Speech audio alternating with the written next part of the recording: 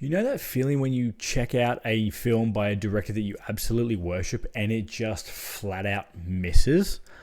Well, unfortunately, that's where we find ourselves today because I did not like this movie, right? And it's by Brian Bertino, who is someone that has given me some of my favorite films of the last 20 years, right? He did the original Strangers in 2008, which is a movie I love so much I have it tattooed on my body. And he also gave us The Dark and the Wicked in 2020, which is one of the few movies that genuinely terrified me from start to finish. Like, it is a genuinely scary movie that I don't think enough people have seen. So when I found out that he did a monster movie in 2016 titled The Monster, I was fucking pumped. And here's the thing. The Monster has great creature design. It has decent acting. It's got okay scare sequences. But it also has characters so monumentally stupid that they make every wrong decision possible. And I'm not talking about like standard horror movie dumb. I am talking fucking room temperature IQs on these people. So let's discuss why I didn't like this movie. As always, spoiler free. Welcome to Spooky Nights. The Monster follows mother and daughter Kathy and Lizzie. Lizzie is from a split custody household, so Kathy is driving her across country to do a custody handover with her dad. Something you should know about Kathy is that she's frankly not a good mum. She has substance abuse issues, and this has led to Lizzie basically parenting Kathy, which is never a good sign, right? It's something that happens all too often, but is never good. As they are on this trip, they're driving through a rural forest at night, and they hit a wolf, which totals their car. Pretty quickly, however, they work out that wolves are not the scariest thing in this forest, and that they are in fact being hunted. From there, we get to watch as the characters and the monster do some pretty confusing and nonsensical shit as we sort of sit there and go, what the fuck are you, why are you doing, I don't fucking do that. What are you doing this for? For about 90 minutes. Now, as always, I will start with the good because there is some good stuff here, right? Like, I really loved the creature design in this movie. If you've watched this channel for a while, you'll know I'm a monster movie fan. I love creature design. This one's great. It is very canine in its look.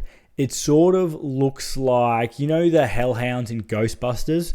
If you made them more fucked up and terrifying, that is sort of what this creature looks like. And it fits well into the like dark forest setting because it's genuinely creepy. This creature, it's stalking from the shadows. It's got this predatory intelligence to it. It works. That bit works really well. I also appreciate that they don't overexpose the creature, right? Bertino, he's a fucking gun filmmaker, and he knows that darkness and suggestion are your friends when you are making creature features. That's why Jaws is so effective. He does it well here. When you do get to see the creature in its full glory, it looks fucking great. The effects look amazing. The teeth look fantastic. It's a genuinely good monster, which is what you want in a film that is called The Monster. The acting is also really good in this movie, right? Zoe Kazan as Kathy is super believable as like this sort of party mum. You know, she's really believable. She does this thing that a lot of people with substance abuse issues unfortunately do, and that is like, they fuck up, they apologize, they seem really sincere, and then they do fuck all to fix it, right? So you get that, like, she's also really irritable and frustrated at everything Lizzie does because Lizzie is kind of doing the right things, and that's fucking annoying when you're not doing the right things. Ella Ballantine as Lizzie is also really good. She's amazing. She plays Lizzie really well. There's this phenomenon that happens in kids that have really manic or mentally unwell parents. And what it is they become really organized and have their shit together. I've seen this phenomenon working in child safety, and it's usually a behavioral counterbalance to their manic parents, right? Lizzie is that like archetype. I saw Lizzie in the first couple of scenes. She's like cleaning up fucking empty bottles and just a shit sty of a house from her mum. And I was like, I know this character. I have unfortunately seen this person. So that is really good. And the best scenes in this movie, and I never say this usually about movies, are the flashback scenes, right? They are the scenes that show you the history between these two characters. and where you actually feel for these characters. They're done really well, and they really flesh out the characters. I loved them. I love the flashback scenes. It's the shit around them that I didn't love. Everyone in this movie is so supremely dumb, and they seem to have little to no problem-solving ability. It is staggering. Now, as I said before, characters in horror movies make dumb decisions. That's what sort of makes the genre fun. But this is aggressively stupid. These people are aggressively stupid. Like, even the tow truck driver, he's a tow truck driver, right? He's coming to tow the car. This is at midnight in the middle of a fucking forest, in the middle of a dark road. He gets out, he grabs all their personal belongings, even their like phones and wallets and shit, puts them in a bag, puts that in his truck, even though Lizzie and Kathy are not in the truck. And then he proceeds to not tow the car, but get under the car and start fixing it for like 20 fucking minutes. Like, in the middle of a dark road, in the middle of the fucking road. I'm not a car guy. Even I know that's really dangerous. That's a dangerous thing to do. Just pull the car off the side of the road at least. Like, what the fuck are you doing, dude? There's also points of this movie where the creature doesn't attack for reasons I don't understand. I have no idea why the creature lets some of these characters off at certain points, and that sort of goes like, okay, I don't know. Like, it didn't make it scary. It made me go like, oh, what is your thing, creature? What are you doing? Also, the creature, you find out the creature has a pretty glaring weakness eventually, and the way that Kathy and Lizzie decide to use that weakness is so fucking dumb, and it gives them such a low chance of survival. It also shows you that it's very clear that would only work for a very, very short period of time. So, and which is fine if you're setting up like a Hail Mary suicide run move. But given the tools at their disposal, there are like 100 better ways to achieve the same result with a much higher chance of survival, or that is much safer. So it just didn't. I was like, why the fuck would you do it like that? That's the dumbest way to do that. Just do it like that. Most people's first port of call, when given the problem in this movie, would work. And they just don't do it. I'm like, what the fuck? It's so weird.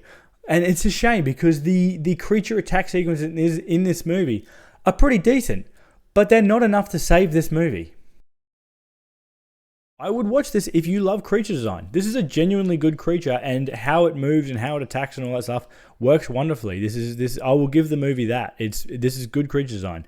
If you want an accurate portrayal of what it's like to live with a parent who has a substance abuse issue, you know, like, this is pretty bang on from what I've seen and what I've experienced. They do that really well. If you want to see an awesome Brian Bertino universe cameo, if you love his horror films, you will see a character pop up and you're like, hey man, what are you doing here? You know, it's kind of nice. I would skip this if you hate stupid character decisions. Like, I'm talking monumentally stupid character decisions. The characters in this movie would have to rub two brain cells together to see a fucking idea spark. It is astounding. If you hate monster movies, absolutely no reason for you to watch this one. If you want a likable protagonist, Kathy is not likable, and she doesn't really get likable. There's like no real redemption to her at any point. She's just kind of awful to Lizzie, and she kind of stays awful. If you want a great monster movie that is set in the dark woods and is fucking amazing, check out 2017's The Ritual. This movie is so fucking good. It's one of my all-time favorites. If you did like a top 10, The Ritual would be in there for me. It's about a group of friends who tragically lose their mate. They decide to go on a hike through Sweden, which is what he wanted to do to like honor his memory. Unfortunately, when they do that, they decide to take a shortcut through some ancient woods. That's not a good idea. Don't do that. There's lots of occult shit in this movie. There's lots of folk shit in this movie. There is one of the greatest cinema monsters of all time in this movie. I'm like, ask me on any day what my favorite monster will be, and it is between probably this and the Xenomorph. This is truly, truly, truly the pinnacle of monster creature design. I fucking love the creature in The Ritual. It is so goddamn good. It's on Netflix. Go watch The Ritual if you haven't seen it. It is genuinely fucking scary. It scared the shit out of me, and it really gives that like being hunted by a monster through the woods feeling. It's truly unsettling. Another pick is, because it involves like a group of people on a long journey getting assailed by a monster, is the Andre Overdale film, The Last Voyage of the Demeter. People didn't like this movie. I fucking like this movie. This was sick. It's inspired by a chapter in Bram Stoker's Dracula book. It's about a ship crew they're on a ship called the Demeter, and they have to transfer a bunch of cargo from Transylvania to London. Halfway through the journey, whatever's in this fucking cargo escapes and starts stalking the ship. They work out pretty quickly that no one is safe from it. It's awesome. I love his movies. He made The Autopsy of Jane Doe and Scary Stories to Tell in the Dark. And Troll Hunter. He's an amazing filmmaker. He makes the type of movies that I fucking love. I just drive with all his shit. So if you want like monster movies, Last Voyage of the Demeter is a good one. That is day 12 in the books. Let me know if you've seen this one. Let me know if you like this one. Online, people fucking love this movie. People really, really like this movie. And maybe that's why I was so upset I didn't like it. I will always love Bertino, though. Like, he gave me The Dark and the Wicked, and he gave me The Strangers. So I will always show up for whatever he has next. But this one was disappointing to me. Let me know in the comments your favorite monster movies. I don't think you can beat The Ritual. I think The Ritual and Alien or Aliens is probably the two best monster movies ever made. I fucking love them. Peace.